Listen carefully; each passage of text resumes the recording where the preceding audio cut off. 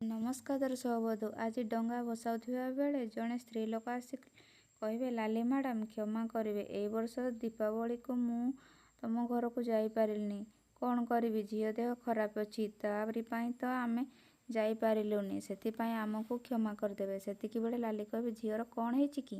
ତାପରେ ସେ କହିବ, ସେଦିନ ଲାଷ୍ଟ ଟାଇମ୍ ପାଇଁ ସେ ଆସିଥିଲା ପୋଖରୀକୁ, ହେଲେ କ'ଣ କେଜାଣି ଦେଖିଲା ଡରି ଯାଇଛି। ଜମାରୁ ଜ୍ୱର ଭଲ ହେଉନି, ବହୁତ ଡକ୍ଟର ଦେଖାଇଲିଣି, ଆଉ ଡକ୍ଟର କହୁଛନ୍ତି ସେ କେଉଁଠି ଗୋଟେ ଡରି ଯାଇଛି। ଯେତେ ପଚାରିଲେ ବି କିଛି କହୁନି। ସେଦିନର ଭଲରେ ଖିଆପିଆ ବି କରୁନି। ମୁଁ କ'ଣ କରିବି କିଛି ବୁଝିପାରୁନି। ସମସ୍ତଙ୍କୁ ସବୁ ପଚାରି ସାରିଲିଣି। ତାପରେ ଲାଲି କହିବେ, ଆରେ ତୁ ଚିନ୍ତା କାହିଁକି କରୁଛୁ? ଗୋଟେ କାମ କର, ଝିଅକୁ ଦେବୀ ମାଆଙ୍କ ପାଖକୁ ନେଇଯା, ମନ୍ଦିର ଯା, ଆଉ ସେଇ ପ୍ରସାଦ ଚଢ଼ାଇ ଆସିବୁ, ଦେଖିବୁ ଝିଅ ପୁରା ଭଲ ହେଇଯିବ। ସେତିକିବେଳେ ନତାଶା ଆଉ ସେ ମୁକ୍ତିକୁ ଦେଖି ସେ ପୁଣି ଡରିଯିବ। ଆପଣଙ୍କୁ କ'ଣ ଲାଗୁଛି? ସେ ସବୁ କିଛି କହିଦେବ ଭଲ ହେଲେ।